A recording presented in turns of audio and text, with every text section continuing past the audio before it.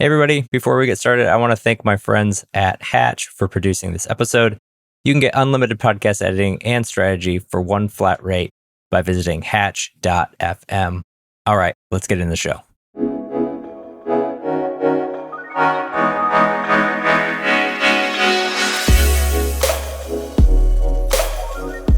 Welcome to Distribution First, the show where we flip content marketing on its head and focus on what happens after you hit publish. Each week, I share playbooks, motivations, stories, and strategies to help you repurpose and distribute your content because you deserve to get the most out of everything you create.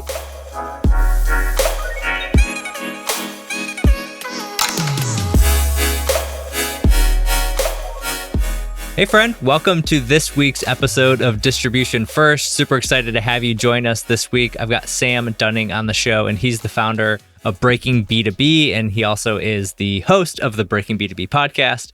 So if you're in search of yet another show to go check out, highly recommend Sam's show. He's got awesome guests on, talks about all sorts of great things around marketing. So Sam, welcome to the show. Hey Justin, appreciate having me on, man. Looking forward to the chat. Yeah, absolutely. And I think this will be a fun one because it really will cover maybe a specific thing, but I think it's also we'll be able to touch on some wide varieties of how to do SEO better and how to think about content and all those type of things. I think one of the things that I have figured out and learned over my career, I'm curious to get your thoughts on this, is like there's a shift in how companies need to even be thinking about SEO. I think probably 10, 15 years ago, it was one thing. And now the way I'm seeing it, it's just evolving. So maybe we can start there. Like, how have you seen the space shift over the last decade or so? Yeah. I mean, a lot. There's been a lot of change, and there still is now. There's so many different ways that B2B companies think about SEO. Some think of it purely as, I want to get as much traffic as possible to our website. Other, perhaps more larger organizations in the B2B front and software front look at it as more of a mind share, brand positioning play. They more understand that SEO is more of a distribution channel and that feeds into like the B2B marketing ecosystem. Some of these kind of smarter B2B companies realize that there is multiple B2B execs involved, especially when you get into higher ACV, higher average contract value products or offers or solutions. They realize that SEO has a big part to play in that, but it's not all the be all and end all. There's other channels that your prospects hang out on, be it LinkedIn, be it tuning into podcasts, be it checking out YouTube, be it reading your articles on your website, be it using Google search as part of their journey to research, evaluate, check out solutions. And then there's other companies kind of probably at the less aware stage where maybe they just see it as a checkbox exercise. Let's just do SEO as part of one of 100 jobs that we're going to assign our marketing team to do for the month. Let's pump out an article, maybe even use ChatGPT to do such, and hope for the best, hope it can drive us some traffic. So yeah, I mean, there's a bunch of different ways that it works and a bunch of different, I guess, viewpoints that B2B organizations look at SEO. Some super smart, some not so, but that's down to a number of things. And often it depends how quickly that company needs to drive pipeline for their sales team and how much pressure they're under to do so. And often how marketing and leadership look at SEO as a marketing channel, whether they're fully bought in or whether they just want to do a tiny bit of it and then move on to the next channel. There's a lot we can dive into. Yeah, no, I definitely. I mean, the thing that stuck out to me was that checkbox marketing activity where I think a lot of teams fall into in terms of, I'm going to write content, and it doesn't have to be SEO. It could be YouTube. It doesn't, whatever the thing is, we're going to do X, Y, and Z thing. Yeah. And I'm going to check my box and I'm going to move on with my life. And, we did the thing and now we're going to hope that it ends up working. So if we want to move away from that, Sam, like how do we move away from sort of that checkbox SEO? I'm guessing it starts probably at the strategic level. Like how should we be thinking about those things? Exactly. It's really an education piece, I suppose. It's really thinking that if we actually want to look at an SEO as a growth channel to drive qualified pipeline, to build mind share, ramp up organic traffic to our website, improve our visibility, and also build out our B2B marketing ecosystem, then we have to realize that we can't just do kind of one piece of content, be it an article, update a page on a website or push that out. It's not really going to move the needle. And also we've got to realize that if we are going to do it properly as a business, depending on the size of our organization, we're going to have to appropriate resource. Because if you imagine marketing spend and resource within a B2B company as a barrel, quite literally scraping the very bottom of the barrel, Justin, like you've got, I don't know, paid ads at the top, perhaps like Google paid search, maybe events next, maybe some influencer marketing, maybe paid review sites, maybe partnerships. And then right at the bottom, if any budget or spend or resource, you've got SEO. It's just often seen as like this last minute thing. And it usually takes kind of founders or the leadership team constantly seeing competitors above them in organic search results until it eventually drills home that we think, oh, we probably should do something on the SEO front. Like I'm constantly seeing competitors scooping up these high value keywords for when prospects search for what we do. So first of all, it needs a bit of a shake up from the leadership team. If you are a larger scaled organization, or if you are a founder, then I can understand it. It might not be a priority because you might have other things that you got to do to drive pipeline in the immediate term. So that's probably one of the main things. And then getting practical, it's where SEO often goes wrong is, it's treated as checkbox. And therefore the marketer, whoever's managing SEO, will basically look at it. They might think, I'm going to type in kind of a few relevant keywords that are relevant to our business. I'm going to chuck them into Hrefs or SEMrush or any SEO tool. I'm going to look for one that's super easy keyword difficulty. And then I'm going to pick that topic that might be quite easy to rank for and then drive it through ChatGPT to produce me an article, chuck that on our website, blog or landing page, and then get back to my other tasks. But the truth is, where SEO often goes wrong is that folks go for kind of what I call, they start SEO with the wrong strategy, in the sense that they're doing it from a how can we get traffic quickly perspective, rather than looking at what are our focus clients, aka the people that are going to buy our stuff, what are they searching for when they want to speak to a salesperson around our offer today or very soon. And one of the best activities that I can recommend if you actually want to take SEO seriously and start using it as a way to drive qualified sales pipeline, as well as kind of building up mind share and brand and website visibility, is to, well, the simplest ways is just to fire up a Google Sheet or similar, or a Google Doc, and just list out what are the main offers, solutions that we want to be selling. Could be service, could be software.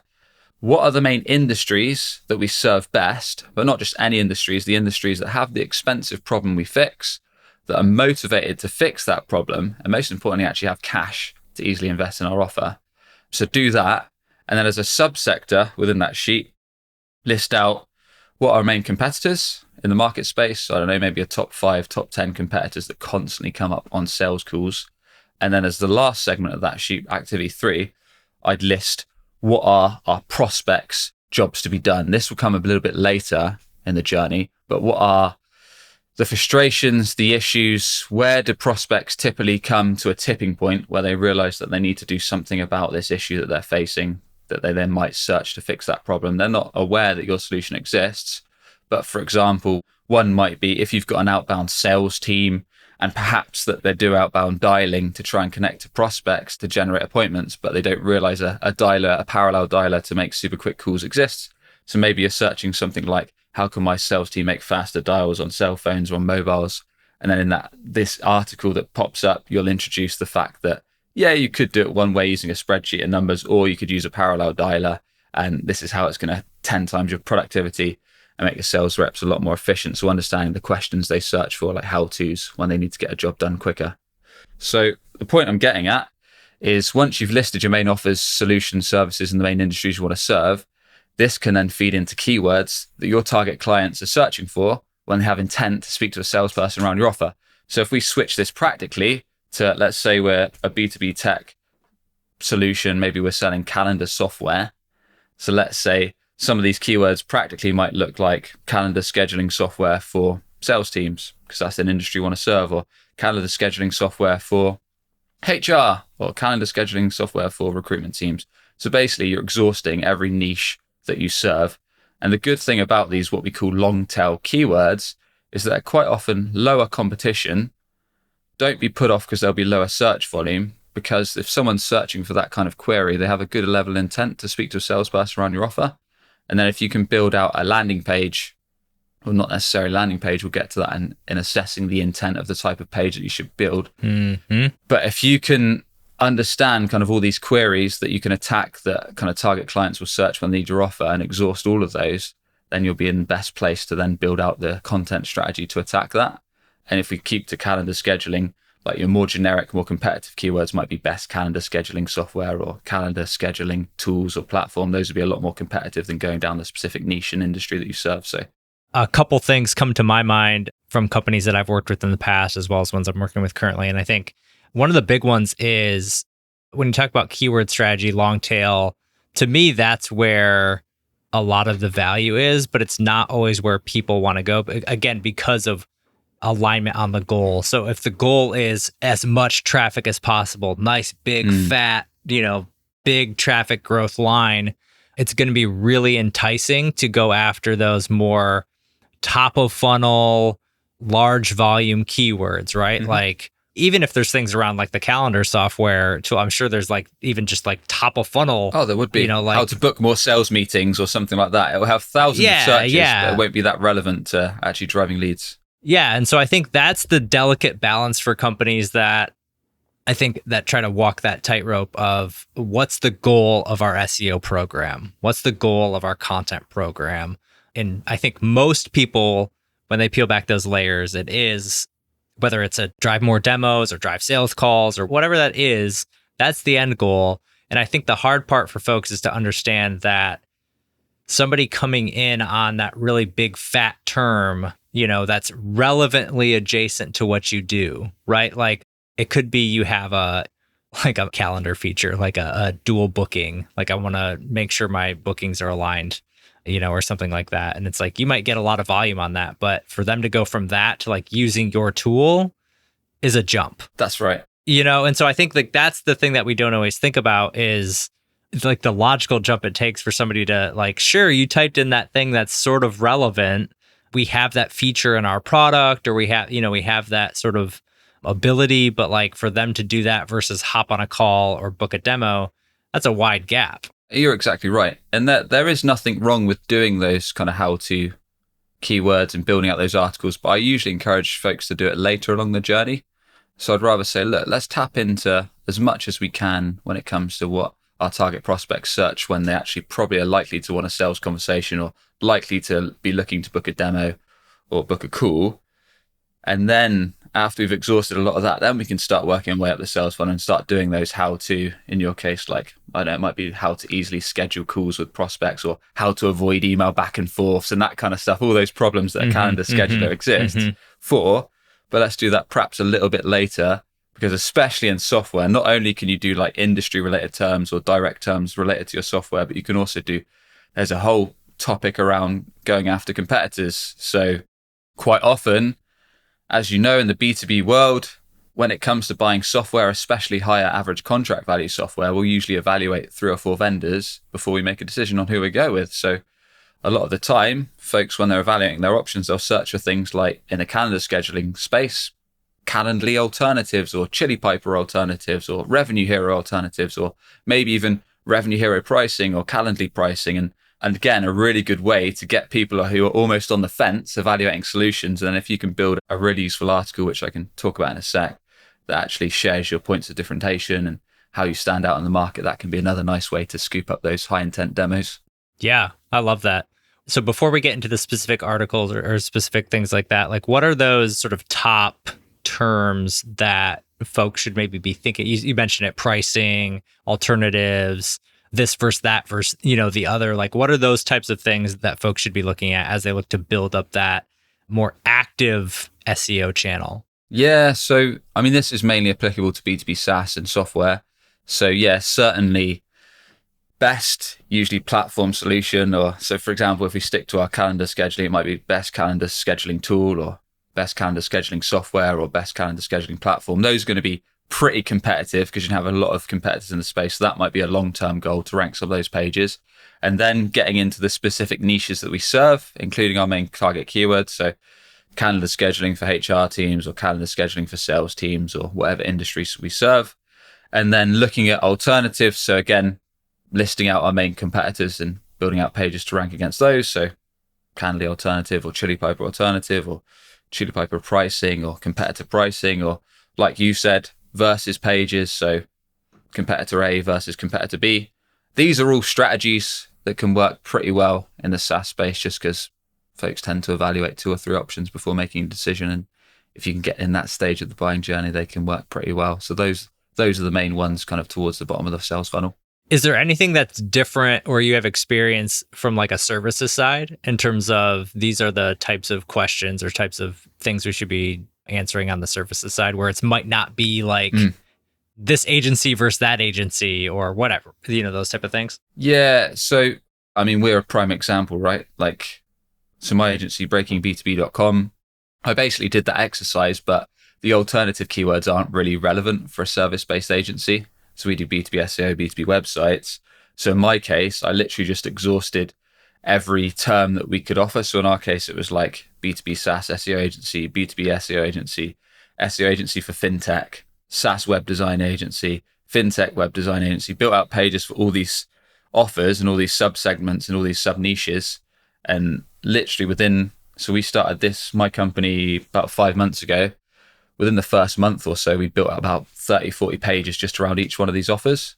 That's kind of, if you're a startup or a company that has limited red tape, and when I say red tape, I mean in the sense that you don't have to go through a lot of processes or jump through hoops to get pages signed off. That is your advantage in SEO. So me being a very small team, I could pump out a ton of content and have no red tape, whereas larger scale enterprise organizations, they might think of a keyword they want to target, start building the content guideline. A few weeks later, they'll build out the content. A few weeks later, they'll build out the UI and UX design. Then they'll pass it over to dev. 3 months later, it might be published. Meanwhile, I've probably published 90 pages. So if you are a smaller company that's lean and that can move fast, if you can exhaust those bottom of the funnel keywords and understand like what are folks searching for when they kind of want to search for our solution now, comparing us to alternatives or anything that's relevant, if you can start pumping out content and assess the intent of the pages that you need to build out in order to rank, that is how you can kind of surpass giants that are probably slow moving in your sector. Yeah, I like that a lot. And is there much, like how much are you tweaking like on a B2B SEO for fintech versus B2B SEO for another sector? Like how different are those pages? Yeah, sure. So let's say we've kind of defined the keywords we want to start with. Now we want to actually understand what do we need to build in terms of a page and content and structure that's actually going to rank and be found. So one of the easiest ways to do that is quite literally go on Google search, type in the keyword. So let's say it was, in my case, when I wanted to rank B2B SEO agency, I just typed in that keyword, looked at what was ranking, and it was mixed for me of landing pages. It's just what you call a service page, but also there was some listicles like the top 10 agencies to consider for B2B SEO. In my case, I wanted a bit of a challenge, so I tried to rank a landing page. And basically, there's a few tips that you can do on this. So I typically say, look at the top 3 organic results for that keyword you're going after. Assess how they're structured. So what some typical best practices is to include your main keyword in the URL itself. So yourdomain.com / in my case, B2B-SEO-agency. Include the main keyword in the meta title and description if you can. And then likewise, you want one tag, one heading, one tag with that main keyword in, and then you can kind of carefully distribute it throughout the rest of your copy. That's just basics. And then to actually improve upon those pages that are ranking already, I normally kind of get the notepad and pen out. So if I was looking to improve a landing page, and let's say maybe they had an intro, maybe they then introduced their service, maybe they've then got some testimonials, and then maybe they've got, I don't know, some client results or something like that, or some examples, I'd say, how can I absolutely blow this landing page out of the water and make anyone who lands on my page just think this is way more useful, helpful, and educational? Because Google, you've probably heard of it, Justin, like a while back, released a framework called EEAT, Experience, Expertise, Authority, Trust. They want to see that whoever's kind of writing the content on your page has hands-on experience and authority in the sector. So in my case, like one of my little tips is to include a YouTube video within the page. There's a number of reasons. Google seems to favor pages that have a relevant YouTube video embedded in the top. And also it can sometimes show in the search engine results page itself. So you get a little thumbnail next to the result to improve your click-through rate. Plus you can also rank in a separate video section within Google itself. So it's almost like a 3-in-1 win, which I'm sure you're involved in on your business anyway. And then the other thing is like just making notes of everything you can improve. So big one for me is just saying like, how can I really dive into the problem that someone might be facing when they land on this page, when they're kind of searching for the solution? How can I talk about the impact of not fixing it? How can I share that we really are the company to fix that problem? Also, how can I, in service pages or landing pages, I often say an FAQ section near the bottom can be really good for just putting useful information, but a lot of companies go wrong and just put weird questions that no one actually asks on sales calls that they want to address. Oh, I've seen some questions that nobody in their right mind would ask. And it's like, well, I don't know why this is on here. Exactly. Whereas I think like, let's just pull questions we actually get asked. So in my case, on the B2B SEO agency page was, why are you folks so expensive compared to other options? How long does SEO really take? Isn't it quicker just to buy paid ads instead of invest in organic search? Like, these are actual questions I get. Or why should we consider you over an agency that's been going for 25 years or whatever they might ask? Good thing about that is it shows transparency. So thus is good for sales enablement. It can speed up sales cycles, is more likely to qualify buyers, but also gives Google content people actually care about. So that's one example for kind of building a decent landing page. But then there's others I could give if you look at an alternative page that's much different for SaaS. I think the FAQ section is huge. And I think it's all the things you listed are an understanding of, and we've grazed over it, but we can't really skip it, which is intent. When somebody's looking for things and just trying your best to not simply, again, we're going to get away from checkbox marketing, but like, it's a struggle. Like, you have to actively put, like you said, get the pen and paper out, actively like sit yourself in this space where I'm going to understand when somebody's searching for this thing, what problem are they having? I love the point you made about like, what happens if they don't solve this problem? You know, like, again, psychologically, like teasing out, you could do nothing. That's an option. That's actually most people's favorite option is to do nothing. And then with the FAQs, it's how do we obliterate objections as much as possible without making somebody hop on a sales call? Because I think to your point, if somebody comes in and they read that and they're like, SAM service really isn't for me, great. They're going to self-disqualify and now you're not wasting your time. Or if you're working in an organization, like, you're helping customers self-qualify so you're not wasting your salespeople's time so they can focus on better things and all that type of stuff. Yeah, exactly. You nailed it. This is stuff like we could jam on websites, I'm sure, for a long time. And you are right. Like, your website can quite literally be your very best or very worst salesperson. Because like you say, it's live 24/7 and it's either kind of qualifying, sharing problems you fix, building trust, sharing how you help people, who you can help, who you can't serve, qualifying in with like pricing, with case studies, with processes, and then making it easy. Or on the other side, making it easy for people to schedule a call, or making it very difficult with maybe a super long form that takes about 20 minutes to complete and then just pisses off folks that visit. So there's a lot of things you can do to repel in the right way. And there's a lot of things you can do to repel people in the wrong way too. Totally. I'm curious. So you mentioned like the landing page. What are the things you would think about if you flipped it and were like, all right, I'm going to go the blog post route on this? Like, I think an actual like an article on this is going to be useful, not necessarily a landing page. Or if you were like, look, I'm going to double down. I'm going to do both. Yeah, you can do that as well. If we go back to our calendar example, and let's say we're trying to pick a fight with one of our competitors. So maybe we're going for picking just a small company like Chili Piper as an alternative. So we're going for a Chili Piper alternative keyword. And usually what you'll find for those kind of keywords is those will bring up articles and they'll be like, I don't know, the top 10 alternatives to Chili Piper that you should consider in 2024. That'll be something like that you'll find. That'll be a listicle format article. So the way those things are typically formatted is you land on the page, there's usually a bit of an intro at the start, and then they'll position their own offer as number one and then have the rest of the other competitors underneath. Now, where a lot of companies get these wrong is that they do that, but they position themselves as number one and just use that as a space to talk about how great they are and all the features they've got. Whereas what I'd encourage you to do is, yes, do it as a listicle format and do it as an article format because that's what you need. That's what the user expects and the intent of the page. But do it as a way to kind of stand out. So what I'd say is, yes, position yourself as number one, but look at the points of differentiation in the sense that what do folks say on sales calls or onboarding calls as some of the reasons why they chose you opposed to your main competitors? What are the main kind of problems, again, that they're coming to you with to fix? Maybe you can even do a nice little chart of this is us versus competitor A. This is kind of how we stand out and where they perhaps what they don't offer. Then weave in the product itself. If you are SaaS, like weave in maybe some screenshots, some GIFs of the product, maybe a video, live demo if you can. Layer that up with some trust. So maybe a customer review video, kind of why they chose you and problems they came to fix in their life. Now they're using their tool and the results you've brought to the table. And then have a relevant call to action, whether that's free sign up or book a sales call or book a demo, and then have a fair comparison of the rest of the competitors. What I would say is if the top page is, let's say, number one organic for that keyword was, I don't know, top 10 alternatives, again, I'd try and blow it completely out of the water. So I'd probably do top 20 and just take time to do a really long form, useful page, cover all those points off that I said, and therefore show Google that not only is your page the most useful and helpful, but also it's kind of more detailed than whatever there is there already. Yeah, no, that makes a ton of sense.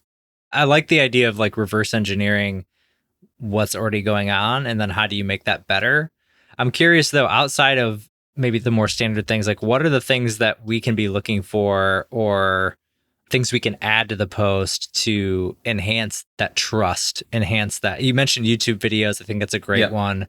What are some of the other areas where if we're going through and we're trying to build out trust in this post, what are those things that we can do to add? Yeah. So just general ones, which are just good for general website pages, be it articles, be it solution pages. Again, you want to think about the intent. So if it is more of a solution landing page, you can probably go heavier on this stuff. Whereas if it's a more informational based article, you might want to be a bit lighter and just judge it based on their intent. So, but yeah, generally building trust, it could be customer quotes, customer testimonials with, of course, their picture, their job title. Ideally, the testimonial is super relevant to what you're talking about in the post. So it weaves in customer review videos, so short clips of those customers sharing kind of why they chose you, problems they faced, and what life is like now using your offer. Could be weaving in badges like accreditations, whether that's G2, Capterra, whatever's relevant to your industry. Could be relevant, weaving in industry awards. And then depending on what you do, you want to weave, if you're SaaS, of course, you want to try and weave in your product there where it fits in relevant. A nice one for article pages in general is a lot of companies kind of get articles that rank on Google. So they might rank top 3, but then they're almost just like an image at the top, then a wall of text.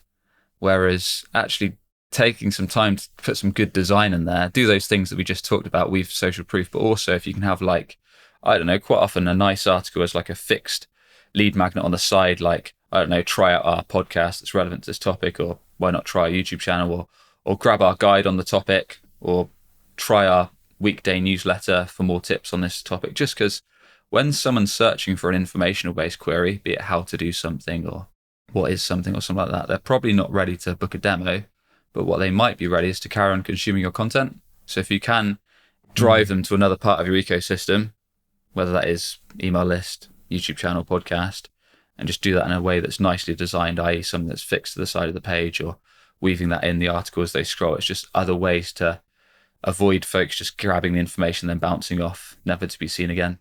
Yeah, I like that. Understanding like the question that I like to ask is what happens next? Like you get here, what happens next? I think a lot of times the default is, default's maybe twofold. It's one, the standard blanket PDF or the standard blanket, like just sign up for our newsletter. I think there's definitely things that folks can do to level that up in terms of making it a more engaging next step for somebody, even if it's a standard lead gen magnet or something that you have that's, but make sure it's helpful to what's relevant to what's on that page. Or it's just, hey, you want to get a sales call? And it's like, no, I'm just learning about how to do this thing. I'm really like, I have no idea who you are compared to any. I Googled this and typed it in, and I am, certainly not ready for a sales call. That's it. Exactly right. It's almost like thinking of what information do your salespeople send those early stage prospects that they've only just engaged with. And like, they're not gonna, if they're trying to force demos that early on in the conversation, it's just an uphill battle. It's probably more likely to tear people than it is to keep them on your page. Right. And I think that's where, like, when we look at the larger, like for me, when I look at a larger distribution program, that's how all that stuff plays in together, which is like, how can we take the things, even if it is ranking, but things that are more high level that people need to get that information about, how do we get that in front of them in those areas where they're not forced to search that problem out, but we can get them, like, we're going to cut this up and natively talk about it on LinkedIn. We're going to send emails. We're going to be able to get this out on, like, I think YouTube's a great example, just really spreading that information and that wealth across to where you're not solely reliant on Google to do all the heavy lifting for you, and be able to actually build a distribution program that, again, without reinventing the wheel. It's not like, I think a lot of times people think they have to create all this different content or these things in different ways. You can literally take some of your best blog posts and reformat those into newsletters. It's not like you have to constantly reinvent the wheel there. Completely agree. If you've got the resources there and you can put those to work, then it makes sense for sure. One of the things that I've seen the most success with working with companies is actually around updating existing content. So companies have these libraries of blog posts. They've done a good amount of ranking for these things, but maybe they go stale. Any thoughts there, Sam, or tips that you have for the audience as far as you've got this old content that was ranking well, maybe it's been a few years and now we need to update it. What are some of the refresh methods? Yeah, that's quite a common SEO practice. So it's a good point. And that's usually one of the things we do when we onboard companies at Breaking B2B. So whilst part of our team might be researching what we call quote unquote money keywords, we were talking about earlier, for those sales ready opportunities that might be searching for exactly what we do on Google. At the same time, most businesses that we're helping with already have some existing articles on their site, or existing landing pages or service pages or product pages. And quite often, like you said, if they were built 6 months, a year, 2 years ago, 3 years ago, they might have once ranked top 3 organic Google, but now maybe they've dropped to page 2, page 3, or hit the graveyard. So let's look at the quick wins. Let's look at relevant search terms, relevant pages that are most likely to drive kind of sales ready leads initially, and then work way up the funnel to more of the kind of informational ones. But let's look at those. There's quick things you can do once you assess some of those pages that have dipped a bit, like updating the meta title to something that's relevant. So if it was maybe a comparison article back in the day, like it was a alternatives article, like Chili Piper alternatives, maybe rename it to, like, it was top 10, but we go top 15 Chili Piper alternatives for 2024. So we update that there. We actually add more content to the article. So we add 5 more alternatives. We add a bit more of a point of view, maybe in the intro. We weave in what we talked about. So customer quotes, testimonials, we weave in the product. We improve the design, the UX, the UI of the page. We add a bit more content. We add a bit more of a point of view. We add a bit more depth to not only our offer, but maybe the competitors underneath. Just looking for points that we can kind of not only just improve the length of the copy for the sake of it, but leverage what we know from our sales team, from our customer success team, and what we're often hearing on this topic to make sure that when a prospect lands on this, they're seeing exactly what they care about seeing and learning and taking action on. So just a few of those basics really can be good. Yeah, I like that. And I think I've seen similar things where I think when we think about updating posts, it's like this thing needs a full rewrite or it needs a tear down. And sometimes it is as simple as, like, you've got 4 walls of text on here. When we look at it in mobile view, nobody's going to consume that content. So, like, how do we, again, if a post is, I've literally seen posts that were written like in 2011, 2014, mobile first was not a concern when some of these posts were written. And so I think going back and just saying from a usability standpoint, like, how does this form and function? How can we make it as easy as possible for somebody to consume that content? It does matter. Yeah, it's a great point. And I suppose the other argument as well is sometimes you can even have super good content out there that is better than what's top 3 organic, but because the competitor websites that are ranking in the top spots have so much more domain authority or domain rating than you're never actually going to beat them. So if it was a generic, really competitive keyword like calendar scheduling software, if you're a new business, a new website with next to no authority, you're just not going to beat the Calendlys, the Chili Pipers, the Revenue Heroes. The only way to do that is to start acquiring backlinks to ramp up and juice up that page and build up authority, because without that, there are simply some terms that you won't be able to rank for. Would you say it's still valuable to go after a term like that, or even like just knowing like we're not going to get it from the jump? Or is it more valuable to focus on those smaller ones and then eventually work your way up to like, all right, we'll create the post on the big term? Yeah, it's a good question. I would do it, but I wouldn't put all resource into it. I put most resource, certainly for the first 3 months or 6 months even, into all those more niche, longer tail queries where there's less competition, but we can dominate those and start winning on those. Meanwhile, if I've got the resource or the cash to hire a contractor to do it, I'd probably build out a page to try and rank for that, and probably slowly start building out a link building strategy, whether that was link building with partners or similar. There's lots of other ways we can talk about to acquire decent links. And I'd probably just slowly chip away at that in the background whilst having the other strategy as my forefront and focus. Yeah, I wasn't thinking specifically on link building, but I'm guessing it's going to be a part of this question, which is after you create this blog post and like outside of SEO, outside of hitting publish, like any thoughts on like what we should do with that thing? Because I think a lot of times folks sort of get in the space of like publish and just wait and publish and just hope it, like, are there things we can actively be doing with this content to be able to like signal out like, all right, like this thing's valuable, people are interested in it? Like, yeah. So in terms of getting eyeballs, and this is probably your game, so of course you can start actually breaking up and distributing that post, which I'm sure you've talked about a lot in terms of repurposing it into LinkedIn snippet posts or making a YouTube video out of it or making a podcast on the topic, and then maybe working that into the comments section saying, check out the full article, that kind of stuff. But from an SEO perspective, to actually show Google and encourage Google to crawl it, I mean, there is a way that you can go on Google Search Console and encourage them to index certain pages, but you can also interlink. So you can do internal links within your website from perhaps landing pages or service pages or other articles. So let's say we're going back to calendar scheduling, but maybe we did something like how to avoid email back and forth when booking meetings. That was one of our articles. And then maybe we interlink to one of our other calendar scheduling pages that we've just published.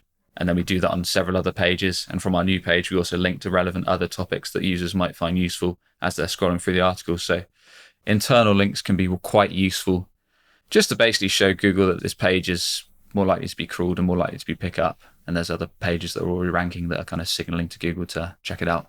Yeah, that's a great point. Just the internal linking and making sure that's part of the planning process and part of the brief, and making sure that when you go and create that piece of content, it's live. All right, now we're going to go update these other pieces of content that currently exist or pages, et cetera, that actually are going to help signal that that's an active and this is a real page. This page exists and we view it as important because we're going to link to it from other places on our website. Yeah, I mean, the main thing is to be proactive, right? And I appreciate this is harder if you're in enterprise and larger and slower moving organizations. But if you can do that kind of stuff and you can start putting out internal links and distributing the content on social, make sure you update in Search Console. And the thing is, if you can publish content at scale, that, like I talked about at the start of this episode, that is going to be your advantage. So then you're not just waiting on one or two pages that you're really hoping you're going to rank. You're literally exhausting the whole topic, all of the niches that you serve and all your main offers. And you've got a set cadence of publishing X amount of pages on this every month. And that way you're not just waiting and hoping certain keywords are going to rank. You're just constantly moving up. And then a couple months later, you're assessing how they rank, looking to make small improvements. If you can get them top 3, great. Do we need to build backlinks on these more competitive terms? Okay, let's set a plan for that. So it's more about being proactive. Yeah, I feel like it's a very interesting approach that most companies don't always think of in terms of going bottom of funnel first and attacking those keywords. Because again, you're talking about, in some cases, keywords that literally don't show up in a SEMrush. Like we're going after zero traffic, like going after 10, like our main keyword has 100,000 searches. Yeah. I'm like, why are we going to go after this one? But I'm curious, like building out an SEO sort of strategy. And as we think about this, like when do you know like when to start shifting like up toward mid funnel or maybe using top of funnel, or how to combine and mix the strategy there? Yeah, it's a good point. And I have been involved I've actually declined some business where SaaS companies have come to us and said they just want to rank a super high keyword just because the exec team said that was one they want to go after. And I was like, but what is the actual point? Yeah, there's a brand play, but you've got so much opportunity at the bottom of the funnel that you've literally told me you want to generate pipeline. But this keyword, let's say data analytics, someone's searching data analytics. They want to learn what data analytics is. They don't want to buy your software. They probably don't even understand how your software works yet. Some crazy stuff that happens out there. But yeah. Where do I go next? Like, am I trying to tap into more feature-based stuff, or am I like, what are you looking at after that? Yeah, it's a good one. So what I touched on, jobs to be done content is quite good. And again, those are usually article based, but a lot of that is understanding like the problems or the questions that get raised to your sales team, might be to yourself if you're the founder of the business, or what someone tries to do themselves internally before realizing that a solution like yours even exists. So, for example, in the CRM space or similar sales enablement software, etc., quite often your biggest enemy is Google Sheets or Excel docs. To most software, like a lot of SaaS companies I speak to, it's like, what would someone use instead of using your software? And they'll be like, yeah, Google Sheets or Excel sheet or something like that. They'll be writing it all down manually. So quite often, and for those kind of industries, it's like, let's say if it was a financial thing, like how to manage my finances in Google Docs or how to manage my tech company's finance in Excel.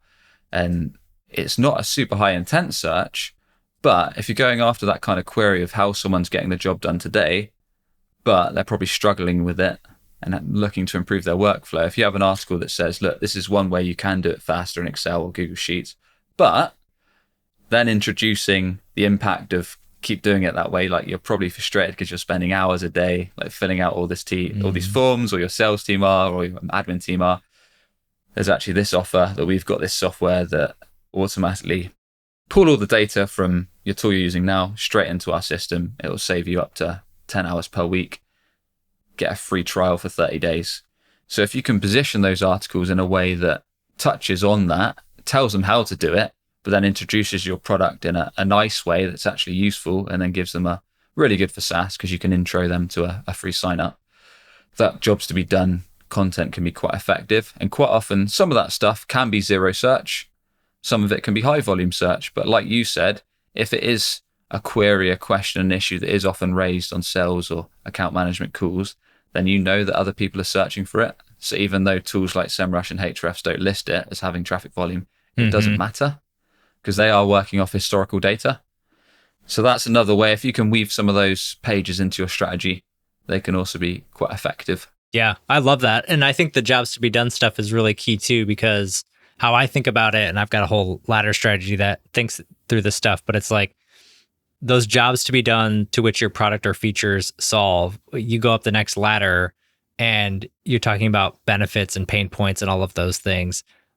And eventually your point of view on that. So that's how I sort of like layer it back up and start to build that more authoritative content is, all right, this is the question they're asking. What's the benefit of solving it that way? What's the pain of keep doing it that way? And then what's our point of view on this state in the world of like, our point is you can do it that way, but the top 1% of sales teams don't waste their time in spreadsheets. That's our point of view in that space, right? And so now I've got actually something interesting that I can start to create content around and pull that not only into that blog post, but now that feeds our LinkedIn content, that feeds our emails, and it all builds on itself to where it's not this separate siloed thing. Yeah, I mean, if you look at giants like Veed or Canva, like their SEO approach was just insane because they were going after terms like, for example, how to edit a PDF for Canva.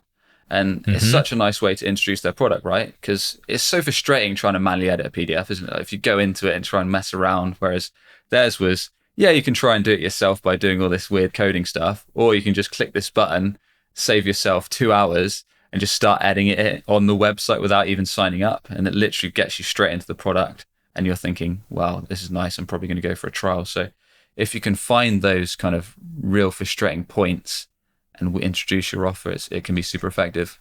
Awesome. Well, this has been a blast, Sam. I feel like I've gotten a lot out of it and figuring out how to really go after the keywords that matter. And I think that's the biggest thing. Here on our show, we talk a ton about efficiencies and trying to be more strategic and not just doing checkbox marketing where we're just going to do the same old thing because that's the way we've always done it. And I think what you've sort of really laid out here is a way for folks to be more efficient and more laser targeted. I like to think about it with like, I'm going to take the spear and go fishing, or I'm going to take my sonar and I'm going to know exactly what I need to go after versus like, I'm just going to go take my boat out, grab my nets and just start swirling around the ocean and see what I catch. Like I want to actually be able to take a targeted approach to what we're doing. And I think that's what you're talking about a lot is it's specifically on the SEO side. But I know a lot of companies like they'd be far better off if they took that targeted approach, nailed down a lot of that bottom of funnel stuff, and then used the rest to sort of fill in the gaps. Yeah, I think for my sins, a lot of it is just through doing stuff the wrong way.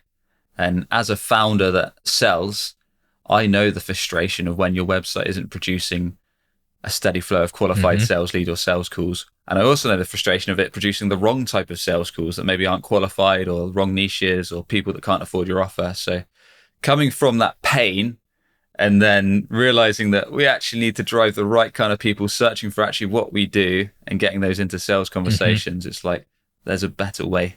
Because I've done it the wrong way. Yes, same. Exactly. The same for me. It's like you learn from your pain, and hopefully you teach from a heart that, you don't want other people to go through that, right? Like I've been the exact same thing. And I think coming full circle all the way back to the beginning as we wrap this, it's really about that shared understanding and that shared strategy about why are we doing SEO in the first place, right? Like traffic's great.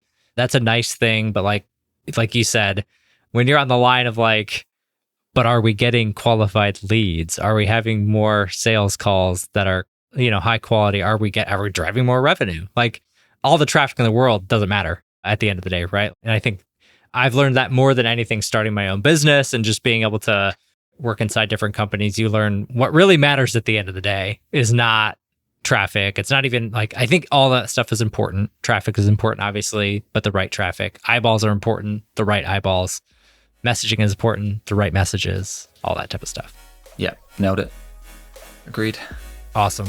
Well, Sam, this has been a blast. Thanks again for coming on, and we'll chat soon, man. Cheers for having me.